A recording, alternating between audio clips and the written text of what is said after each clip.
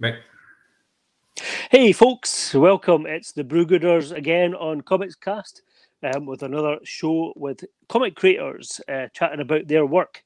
So this week we have Allan and Cristina, who are part of the production team of a fantastic new series called Woodland Creatures, which has been getting a lot of press recently.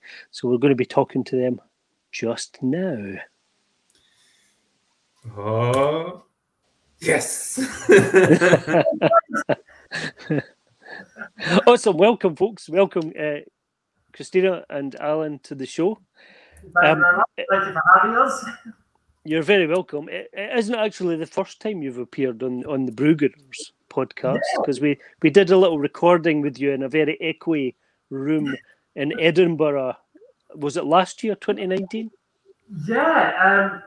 Was it last year or was it the year before? I think was it last? It could have been. Yeah, I mean, it may well have been. So it seems I like don't want to be the party pooper, but it was last year because we've only been a podcast for a year and a half. Oh, that's true. That's true. Right.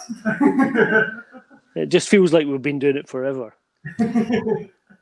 Yeah, so we thought we'd get you on the show again because, well, you do have some exciting news to kind of share a little bit, which we'll come to later on.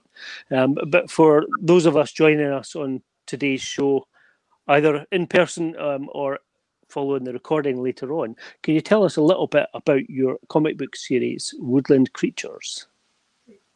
So Woodland Creatures is it's a twist on the werewolf story.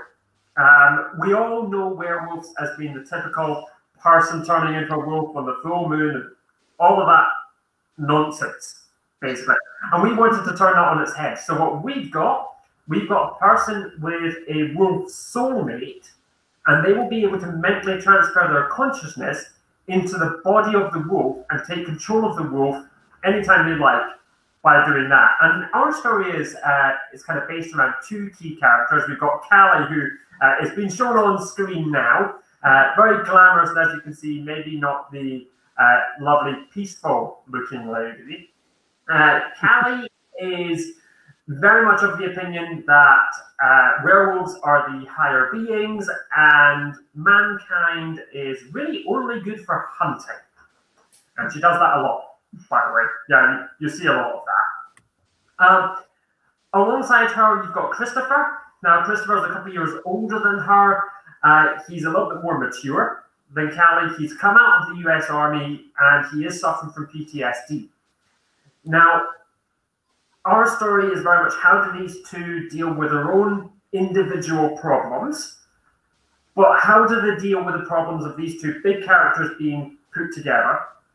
And then how are they able to deal with it when the US Army finds out about these werewolves and wants to weaponize them? So that's our story. We've got the first volume out just now, and then we do have a Kickstarter for the second volume coming up fairly shortly. So yeah, that's the kind of pitch. That's awesome. You've been really busy over the past couple of years, going around the comic cons, and even before the first episode was out, you had a kind of preview copy, and you were kind of talking to lots of people, telling us, customers about your book even before it came out. So did that work out well for you in terms of your Kickstarter? Absolutely. We smashed our first Kickstarter goal. The first Kickstarter was a pretty good walk in the park, and I'm really hoping that lands as well for the second one. I think, as you said, the key thing with pretty much any comic is word of mouth.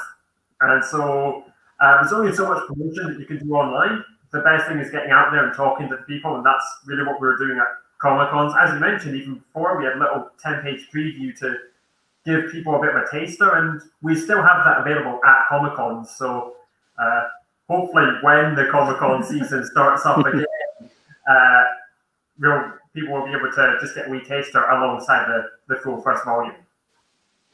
Yeah, so you've taken the kind of werewolf idea, but kind of told it in a different way. Now, as far as I could, because I needed to Google a particular word that you use in the book, which is something like Amarok, and I did a bit of research, and it seems that there is a werewolf type myth which exists in Alaskan, Greenland culture, and it seems that you've kind of tied that into your part of your story. Yeah.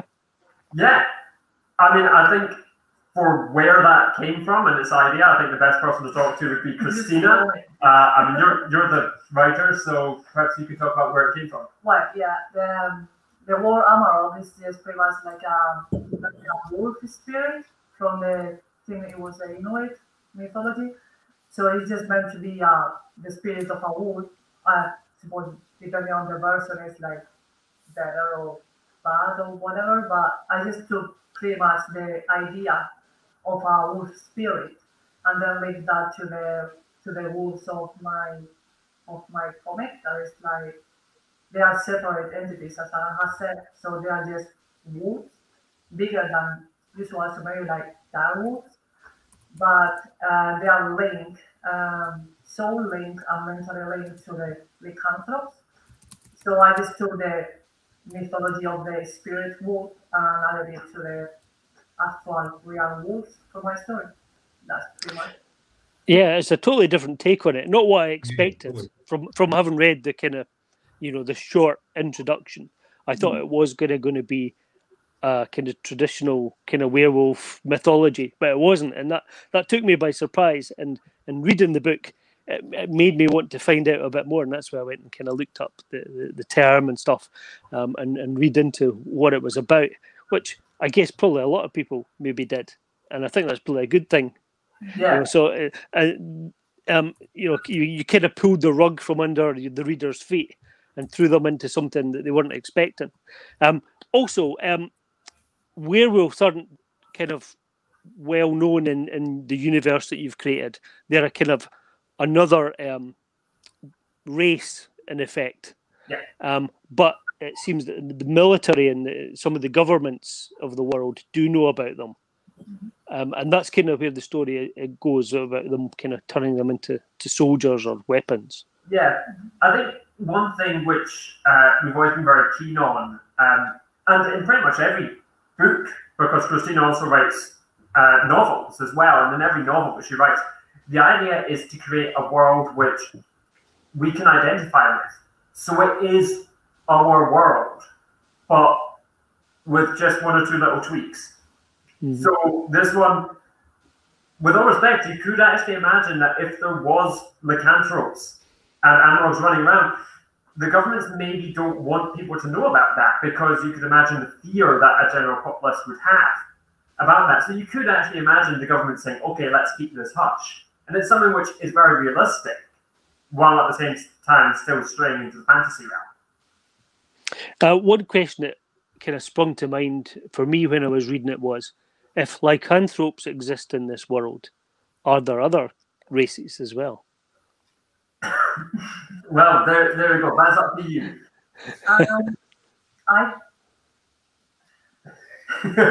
If it's secret, if you don't want to tell us, that's fine. I would like to say it's up to you, because I have written my first novel was about vampires. The second novel was this one, like the graphic novel is based on. And this was lycanthropes, but the third one was about ghosts. So I have kind of played with the thought of those three novels being in the same universe. So then you would have vampires, like not the typical one, because being me, they are also realistic. So can we also say that they're absolutely no way going to shine in the sunlight? Yeah, no. Okay. So you could think, or maybe they are vampires, maybe the ghosts from my other novel also happen here, but just to keep it simple, I would say it's just lycanthropes. But even in the novel, I also mentioned that maybe there are also people that have another animal that they are so linked to, so like or I don't know, or cats or whatever. But it's something that I don't confirm. At least in the first volume, I don't. So the main character just wonders if, and another character just says, not as far as we are aware, but maybe there are other animals that are linked to humans, or maybe it's just the wolves, because the wolves, as I say in the novel, they're also like this special creature for some cultures. and I actually made up a myth, not a myth, like a story in my book where it links the wolves with the humans. It's like back then we were all part of nature, humans and animals, but at some point the human decided to move away from nature, and apparently the rest of the animals just considered them traitors and didn't want anything to do with them. But the only animals that actually stick to the humans were a pair of wolves that went with them to the cities.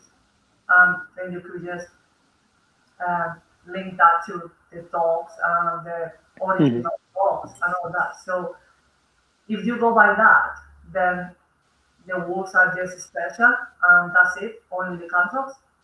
But maybe there is something else that we don't know. You could leave it open to explore that in the future. I'm interested, Cristina, because my understanding is that the graphic novel, the comic, was originally a novel, but you brought on somebody, a scriptwriter, to help you convert it. Is that right? Yeah. And how did that work? Well, I just have my huge novel. Is that right? Yeah. Give me a second. Huge episode. Thank you, Allan. So a really nice office chair. I like how you've stolen the good office chair. Yeah, you don't want to see what chair I'm on. So this is the original novel book. It's in Spanish. So I can't read that to you or anything, but so yeah, it's a huge novel. And I just thought that, well, I didn't have any idea about comics, like, at all. Now I have a lot because I haven't started researching, but before last year I didn't know much. So I did have friends from the war and everything. So I just asked around, and a friend recommended me a screenwriter from Spain, is Fali. Just got in touch with him and asked him if he was interested. He told me this huge, massive novel into a graphic novel, and he was crazy enough to say yes. So I just hired him, and then I found an illustrator that was also wanting to get involved, and that's Thomas Aira. So yeah, basically, Fali, what he does is turning, I don't know, 100 pages into 50, and condense that to make the graphic novel. So yeah, and sorry, you mentioned the artist Thomas Aira. I mean, his artwork is amazing. You've kind of pushed the boat out for Woodland Creatures, and I remember when I first saw his name, I recognised it from somewhere, but he drew some of the stories, Garth Ennis's War Stories, which is some of my favourite books. So you've got a top class artist working with you there. Yeah, and it's one thing which it's probably the most common comment that we get at any Comic-Con. People walk past and their eyes are immediately drawn to our giant banners, and they're drawn to the front cover. And it's always just, oh my goodness, that artwork's outstanding. And I always think that's important. But what's also important for us is consistency. So Thomas Aira has done all of the artwork. So from the front cover all the way through the novel. The one thing which I find off-putting reading graphic novels is if you pick up a book and you see the front cover is really nice and attractive, but then you look in and there's a completely different artwork style. So the one thing we wanted was consistency all the way through. So we're very fortunate that Thomas has joined us for all of that. And it sure is incredibly eye-catching stuff. Like you say, your banners are amazing. The front cover is amazing. All the artwork through it, and as you say, superbly consistent. But hey, let's face it, the book's not just about the artwork. I mean, the layers of storytelling's in there. There's the relationships between the Callie and Christopher, the two main characters, and the other people that they meet, the other lycanthrope that's in the first episode. There's the kind of background story of the government, but also just the you mentioned it, kind of the issues that the two main lycanthropes have. One who's kind of cool, calm, and collected, and one who will rip your throat out as soon as look at you. Did you feel that?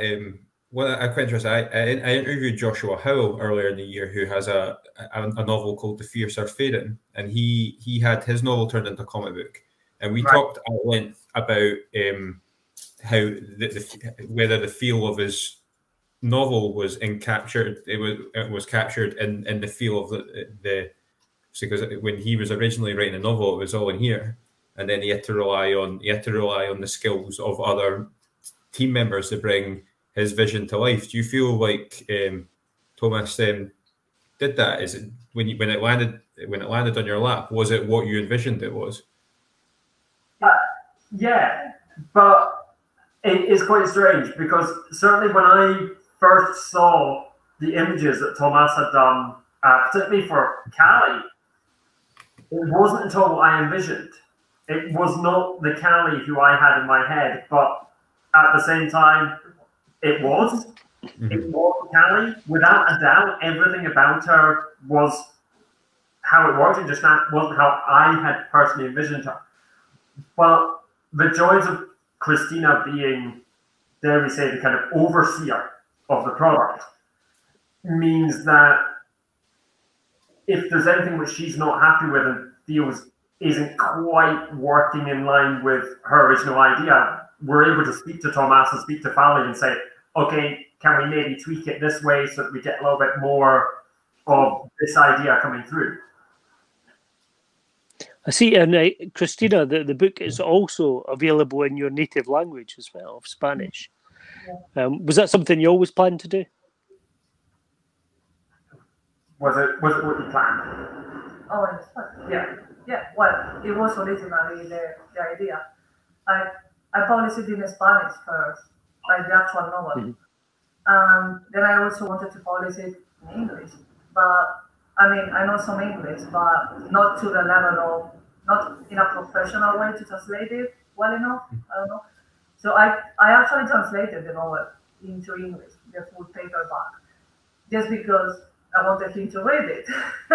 And he allowed me to translate. It's incredibly useful because, let's face it, Comics Cast is a US-based podcast, so you've covered the two main languages. Yeah, I mean, for myself, there's nothing more annoying than knowing that my partner's an author, but not being able to read. She just tell you everything's great, and it's amazing. Yeah, I mean, that was basically it. She was saying, oh, this happens, then this happens, then this happens, and I'm like, just let me read it. I had to translate like how many pages? 300 pages from Spanish to English. But then I know it wasn't perfect. Like he could understand it because he knows what I mean. But it wasn't to the level of to the quality of an actual novel that is out in the English market. Because there's only so much English I know. So for now, so I couldn't do it. And I didn't want to publish it like that because my family keeps saying, just publish it on Amazon. Like, no, because it's not good enough. And I want it to be the best it can be. And I know it's not. So I sold it to him. And then I was like, well, I want to reach the English market, but I cannot afford a professional translator. So what should I do? And I was like, I'll just make a graphic novel because that would be easy. No issue. Way easier than translating it. So much work it was into that. So issue 2 is going to be coming soon. So can you tell us a little bit about when we're likely to see that, and maybe give us a little hint of what's to come in the story? So in volume 1, we kind of had the issue that we needed to establish the world, which is fine, but with only a limited number of pages, it's very hard to introduce people to the characters thoroughly, establish a plot, and establish a whole world. We've done that successfully in volume 1. In volume 2, we start going a little bit more in depth as to Callie and Christopher's relationship, and we start seeing a little bit more about their individual characters. We start bringing in some more of their background, so you understand why Callie in particular is the way she is, and if anything, it makes you more sympathetic to a psychopathic murderer. You do relate to what she's been through, and you realize, oh, okay, there is a reason why she's developed these traits and this hatred towards humanity. But we also start obviously trying to move the plot forward a little bit more. And yeah, so Volume 2 is maybe not so plot heavy, but it's definitely more character heavy. So, Cristina, as a writer, a lot of writers write characters with aspects of themselves in them. So, which are you, Christopher or Callie?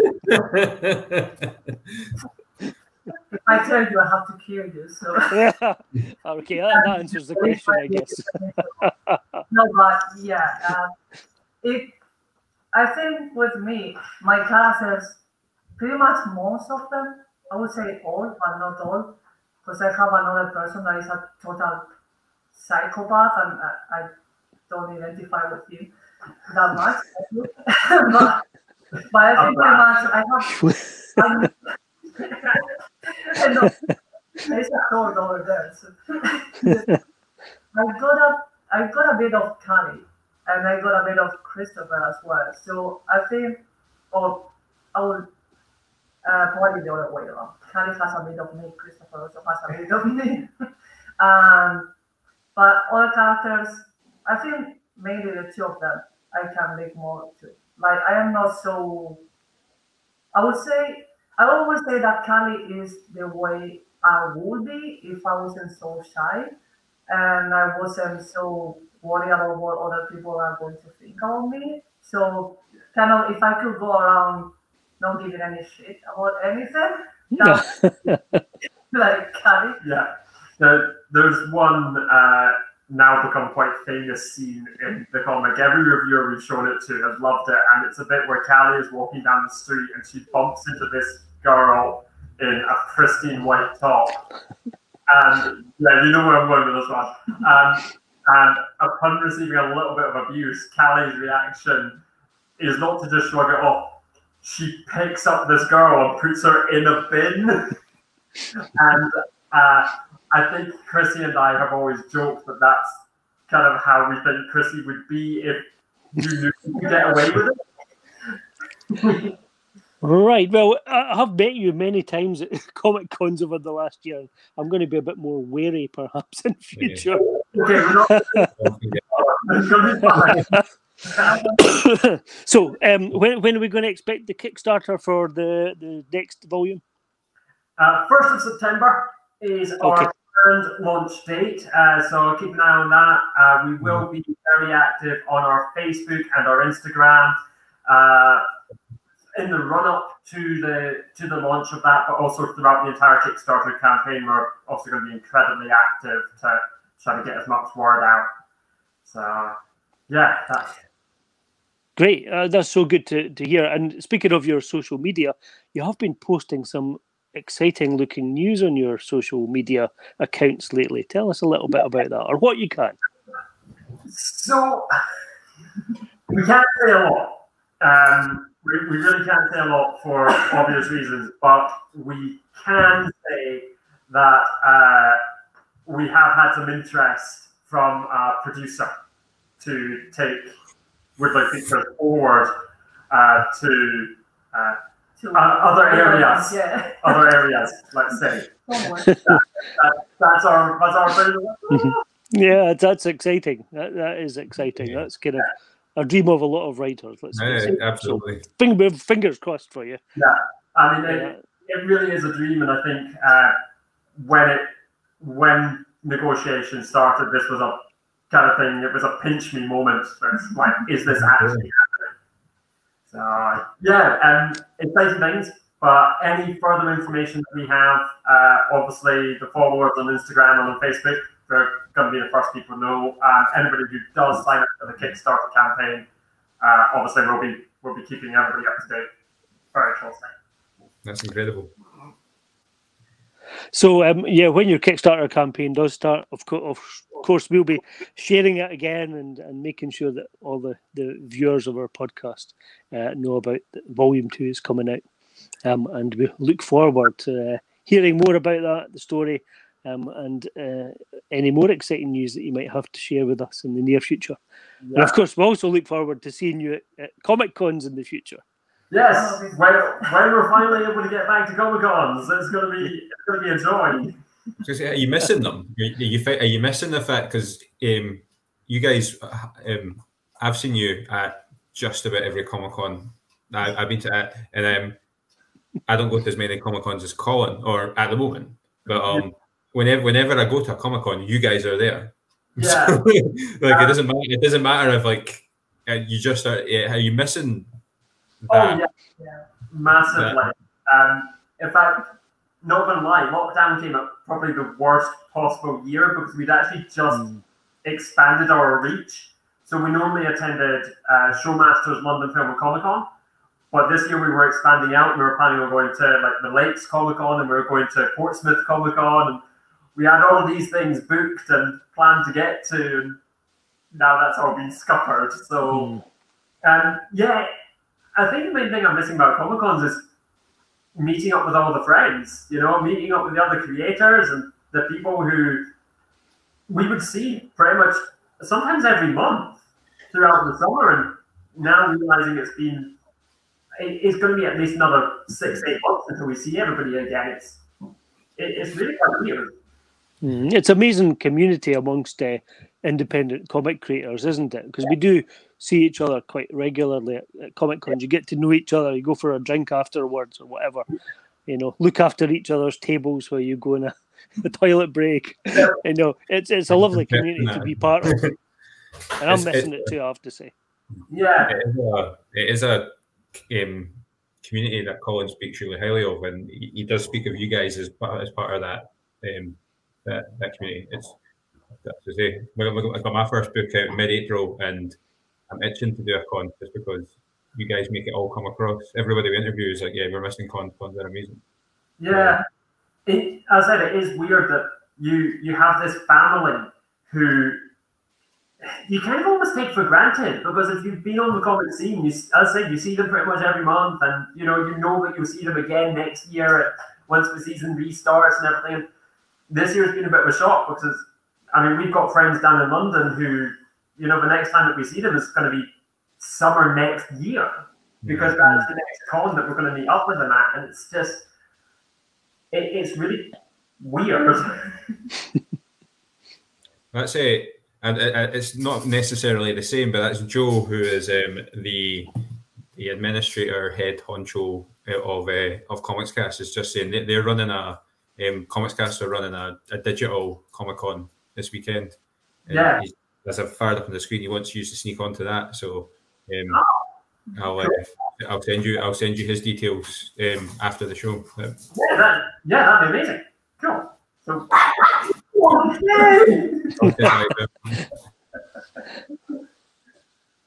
Well, thanks so much for coming on the show, guys. It's so great to catch up with you again. In fact, that's why we've been kind of inviting lots of comic creators onto the show, because we've been kind of missing your lovely faces. Well, Christina's lovely face. We're not going to me. No, you too, Alan. Yeah. So, Cristina, Alan. Sorry, on you go, Jeff. One more question, just because I don't know, we have kind of touched on it, but if people want to check you guys out, and want to find Woodland Creatures, where do we go? So probably the best place is onto our Facebook page, which is you'll find us on Facebook at Woodland Creatures Comic. We're also on Instagram under the same name, but we also have our own or the main website, which you can go to, which is CristinaRoswell.net/Woodland Creatures. So pop on there. We have to keep all that up to date, and that's where we'll be sharing our Kickstarter links and everything, and all the updates. So yeah, but Facebook and Instagram is definitely where we're most obvious at. And as said again, that's Woodland Creatures Comic on Facebook. Awesome. Thank you so much for your time, guys. Brilliant. Well, thank you very much for having us again. It's been awesome seeing you all. Yeah, and we'll hopefully see you early next year at the first con of 2021. Fingers crossed. Yeah. See you later, guys. Cheers. Right, yeah, Thanks. sure. Bye for now. That was awesome. Yeah, good guys, and yeah, like we were saying, we see them a lot at Comic Con, so we often catch up for a few minutes and find out what's been happening in the Woodland Creatures world. So nice to have them on the show just before their next Kickstarter goes live. So yeah, look out for that in about a month's time, and we'll obviously be sharing all the links through our usual social media channels, etc. Okay, so that wraps it up for this week, Jeff. Yep. We will let you know as soon as we know what who we've got planned. We've got this weird bit now where lots of people are now starting to say they would like to join us, which is awesome. It's just making sure that we work all that out and make sure that is. So it's quite amazing. We're getting some. If you told me like in February when we were going to get such amazing guesting and everyone would just be as cool as they have been. Imagine getting Cristina and Allan are awesome. So we had James Lawrence last week, and he was like just a total dude. It was amazing. So yeah, I hope everyone's been enjoying who we've had, and are looking forward to who we will have. So yeah, we're trying to bring in a kind of diverse mix of people doing a range of different comics on a range of different topics. We'll see who we've got lined up for next week. I've certainly been chatting with some more comic creators to see if they want to come and join us on Comics Cast with the Brewgooders soon. Awesome, totally. Can we do? I don't know if we had any planned for after this. We sometimes do our own little supplementary podcast, but I think I don't know if we don't often sing our own praises as the Brewgooders. You know, Colin in particular is a writer and artist, working on various projects, and just because I'm really proud of him because he's my pal. And Colin got like the biggest news I think of your comic writing career yesterday, or one of the biggest pieces of news of your comic writing career. Well, I got a date from the publisher for my first non-self-published comic. So DC Thompson is one of the big two comic publishers in Britain, along with the Rebellion. They've been around for many, many years. Their famous comic books are like the Beano and Dandy, British humour comics for kids. But one of their longest running series since 1961 is Commando Comics. In fact, I've got one here, which I've just been reading recently. Commando Comics has been, it'll be 60 years old next year. It'll be their 60th anniversary. So it is all war comics. Most of them are kind of World War II. Sometimes there are other periods. This is the Napoleonic War, the early 1800s. But yeah, I got the date for publication of my first comic book through them. So 1st of October is when my first story with them. Not my only story. I think they've commissioned 3 other stories from me as well.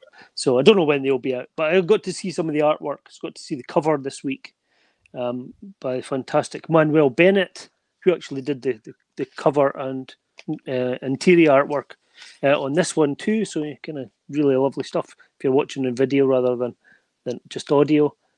He's an amazing artist who's been doing stuff for DC Thompson for about 40 years. So, he's kind of one of the stalwarts in those comics. So, yeah, good news for me. I'm quite excited by that. It's only 2 months until it's out. That's amazing, dude. Just hope everybody likes it because it's something a bit different. Although it's a wartime story, which is what Commando does, it's also a bit of a kind of murder mystery. But more of that, closer to the time. Totally. Awesome. As for you, Jeff, I have to say you're a recent comic creator yourself, writing The Spirit of Enki, which I should have a copy of somewhere on my shelf. Better be on that shelf. Yeah. So it's a kind of different take on a superhero genre, really, where you have it's set in. Wait, stop talking about me for 20 seconds because that's the coolest. That's one of the coolest pieces of it's information. Thomas, who does fantastic artwork or did fantastic artwork on Garth Ennis's war stories, which is some of my favourite books. So thanks, Thomas, for coming on the show. And of course, is the artist on Woodland Creatures, which we've just been talking about. So awesome. Anyway, back to Spirit of Enki. Jeff, tell us a little bit about your comic book. Actually, I don't know if I've got a copy line around. I usually have like loads of copies tucked away somewhere. It's adventure superhero Just about fell off my seat. An adventure superhero story set in Iraq, modern day Iraq. A lot of political and that's my dog, sorry. It's Lottie just saying hi. Sorry. That's your cheerleader for your comic. She's so a lot of sort of military, political, social disruption and scary stuff going on. Been watching this series on BBC actually, which has become I don't know if you watched it. It's called Once Upon a Time in Iraq. Just popped on. No. I've been watching. It's a documentary about it's about 4 parts about the history and the history of Iraq from the perspective of Iraqis.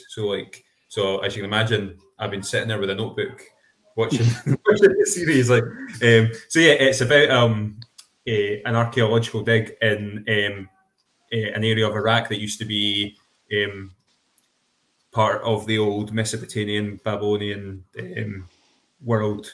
So they're in an old temple, a Western man and an Iraqi woman who are working together to uncover some ancient relics hidden deep within a tomb in a sort of race against time before they're busted by Iraqi Middle Eastern militants who are patrolling the area for their own reasons.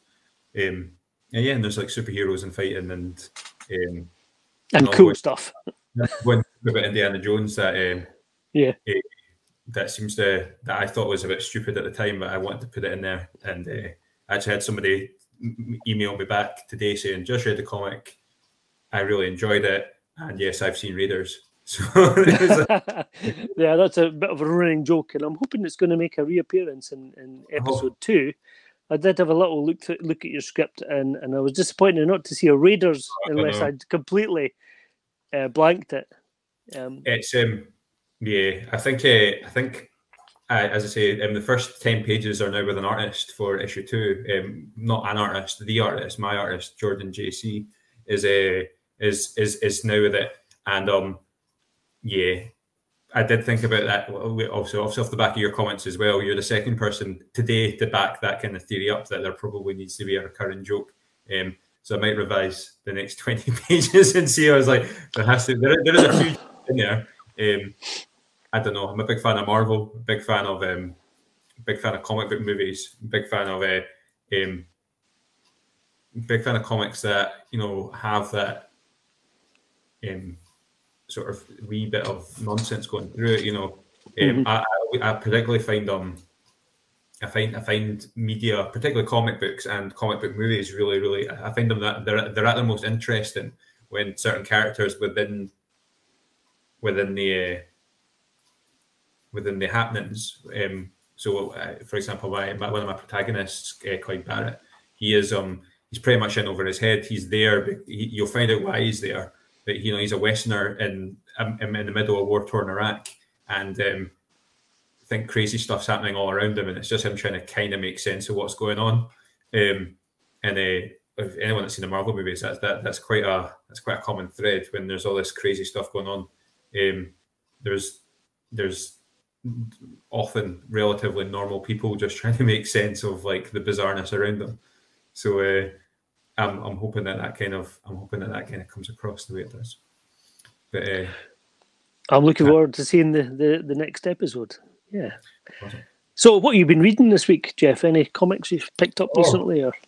Yeah, I've been reading bizarre stuff. So I went to a comic book shop yesterday, the Little Shop of Heroes in Dunfermline, and got I don't know if you got to hand because I didn't think to go and get my copy. I've been picking up loads of 2000 AD recently because I picked up called So obviously, Colin previously mentioned that DC Thompson and Rebellion are like the two bigger companies in British comics. So Rebellion, the guys that put out 2000 AD, so famous for being the Judge Dredd story conveyors and publishers. So yeah, I picked up them quite late. There was Colin will be able to keep me right. There's a big man himself. Colin will be able to keep me right, but there was kind of a jumping on point with 2000 ADs in the thousands with regards of its prog count now. There was a jumping on point a couple of months ago, and I just missed it. So Colin's graciously offering to lend me the first 3 issues of the current jumping on space. But I have been reading, because it wasn't required, the 2000 AD summer special that came out. It was about £8, quite a thick thing, and really, really enjoyable, with the kind of gimmick running through it that it's mixing pre and post Rebellion characters together. So really good. There's a really good, fun Judge Dredd comic this year. This issue that I really enjoyed, where he's interviewing like a Zombo, and that's quite interrogating him. I thought that was a really good story. That was very funny, that one. Yeah, it was back to the old kind of humour. And one of the characters that does reappear in the summer special, is back in the weekly issue as well, which is quite interesting. So for those of you who don't know 2000 AD, we should explain it's a mostly science fiction anthology comic. So there's like half a dozen stories each week that are ongoing, and then they change every now and again. And it's been around since 1977, so another long running comic, weekly comic as well. So employs lots of artists and writers on that. Massively inspirational as well, influential, I should say, and inspirational, I suppose.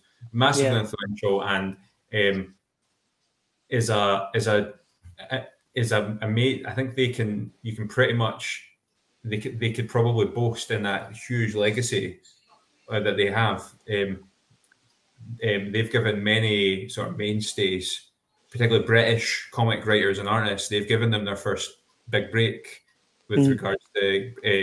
So guys like Grant Morrison, if I'm not mistaken, Grant Morrison's first sort of major comic entry was 2000 AD. You can correct me if I'm wrong. Big names like Grant Morrison, Garth Ennis, who we mentioned earlier, Mark Miller, who people know from the movies like Secret Service, Kingsman. Grant Morrison. They're all writers that worked with on 2000 AD, and a lot of the people that kind of founded 2000 AD actually started off at DC Thompson in Scotland. So John Wagner, creator of Judge Dredd, Alan Grant, Pat Mills as well. These are all kind of great names in British comics, and all of them started their careers in DC Thompson. It's quite a funny world, British comics. I think one of the names that I think always gets overlooked with 2000 AD is Dan Abnett. He I suppose he's more known. He's had a really varied career. He's a long-standing relationship with Black Library, who are the guys that put the Warhammer novels. He's got some really massive successes particularly through Warhammer. He wrote a lot of the Horus Rising stuff. But also at his time in Marvel, he wrote he rejigged Guardians of the Galaxy, and it's his lineup in the Guardians comic, which is the basis for the movies. So I always think Dan Abnett is often forgotten in conversations. I know he's got a story. His current story is Out by Dan Abnett, which is the current story in 2000 AD. Another writer that a lot of our American viewers will know is Al Ewing. Al did quite a long run on the Hulk for a while, quite a well-acclaimed run on the Hulk. I think he's done Thor and a whole bunch of other superhero comics as well. He's an incredible writer, just churns out tons of stuff. It's amazing that he has time for anything else.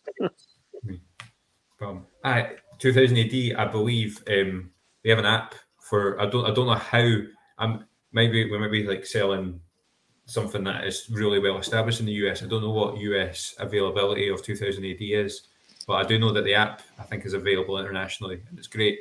It's really, really good, and they've been doing a lot of decent. They've been doing a lot of deals, particularly during lockdown and stuff like that. They've been releasing large chunks of their work at really affordable prices, and I think it runs a bit like I've not used the app really, but my understanding it's a bit like is it Marvel Unlimited, where you can pick out stories and stuff like that. So yeah, I believe so.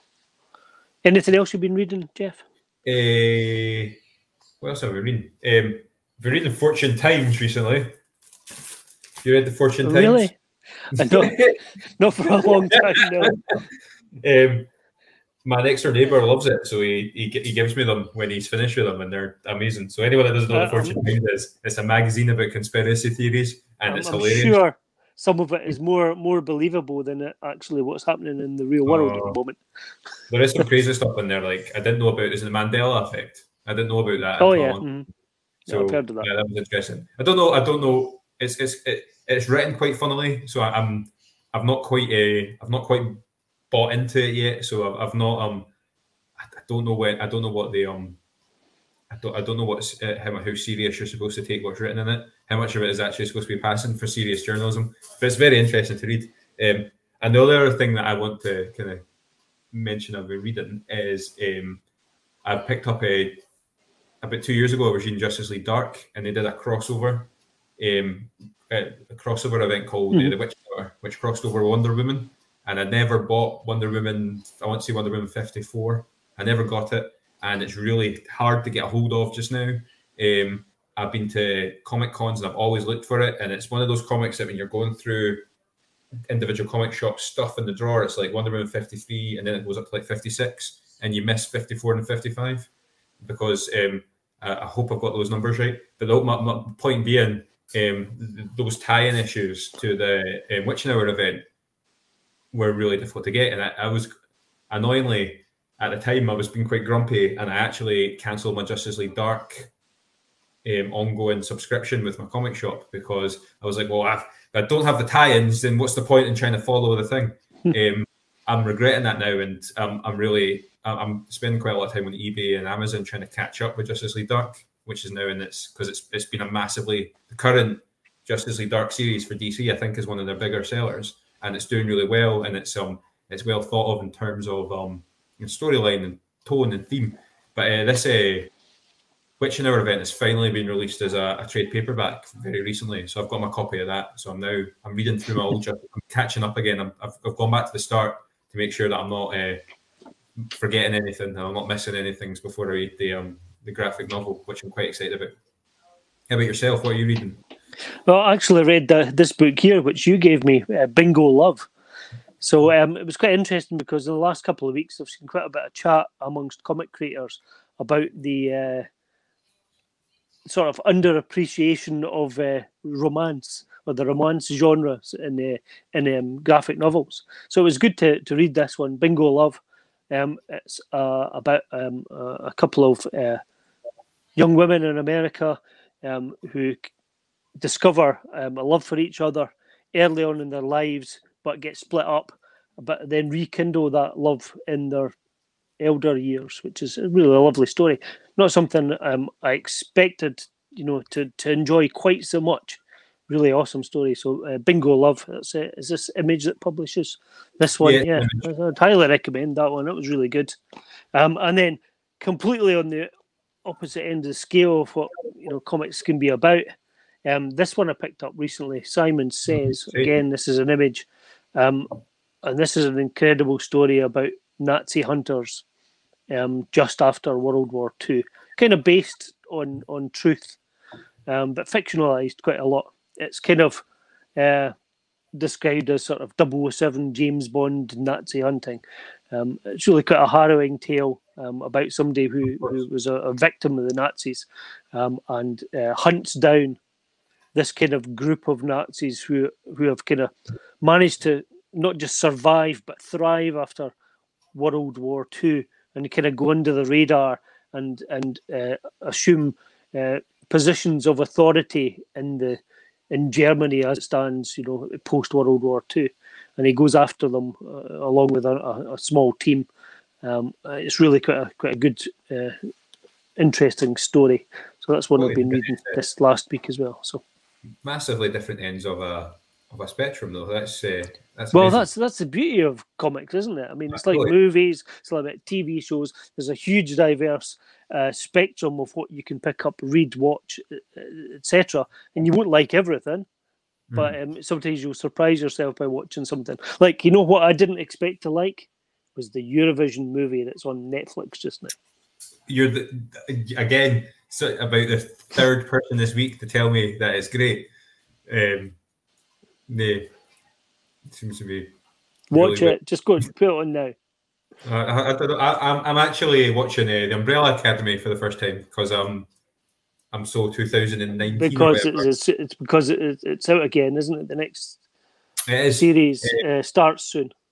It is, and actually, before the last thing I'm going to say, when we were starting this podcast, it has been just you and me, and we've had like the odd guests come in and cover for each of us and stuff like that. But one of our friends, Ian from the States, has he got in touch earlier this year when we were looking at. I think you weren't very, very well, and so you were not drinking. And then I had some stuff going on at work, so it was like, well, we should maybe turn the duo into a league somewhat and offer people spots to come in and help out if they feel they want to. And he's put together a really good piece of work on for guys like me. I was able to watch it and be like, it's great. Actually, I don't need to watch. It got me right in the right frame of mind to watch season 1, and I'm really, really enjoying it. So he does a huge breakdown of Umbrella Academy, the whole series. It doesn't. It's really detailed. I'm really glad that he's done that for us. So I'm gonna put that up this evening after we've gone off awesome. On the Brewgooders page instead of our standard podcast that we would normally do. So please check that out. Give it a couple of fire some comments on and let us know what you think of that format as well. It's very similar to the way that we used to run the podcast, where instead of going live, we used to pre-record and fire stuff up. So we'll just see what people think. That might be something that we can look into doing more of. I know that there's a new. This is showing you the frame of mind of the Nicholson household, but we are really excited that Netflix have dropped an anime based around the Transformers today. Oh, that's right, yeah. We're all really excited. There's going to be a period of time tomorrow morning where Mum, Mrs. Nicholson, Claire, my wife, is not going to be in the house, so the boys are going to sit and watch it. Awesome. So have you got anything else you want to play about before we go? Just one last thing. You mentioned Justice League Dark a little while, and part of that was John Constantine was in there, and I picked this up in my local comic shop today. This is a nice little Hellblazer poster, but it's actually the list of DC comics out this month, which is great. So that's a nice little thing to have, but also for it to kind of be a poster on the other side is a great little thing. I'll probably have it stuck up here in the background. So that's neat. So pop along to your local comic shop and you'll probably be able to pick up one of these. And while we're on the topic of our local comic shop, just a little shout out to Sinead Granger. Sinead is part of the family that runs our local comic shop, and she's also the organizer of our local Comic Con, Dunfermline Comic Con. Sinead's birthday is tomorrow. She's 30 years old. Can you believe that? So happy birthday, Sinead. Happy birthday, Sinead. That's amazing. Awesome. Right, I'll let you go now then. We'll, I'm drinking Cheers. I'm drinking the beer you brought me earlier. I'm going to have one of these as well tonight. Check it out. That's I'm right on cue. That's my door. So I'll go and get my door and I'll see you later, everyone. Cheers. Cheers.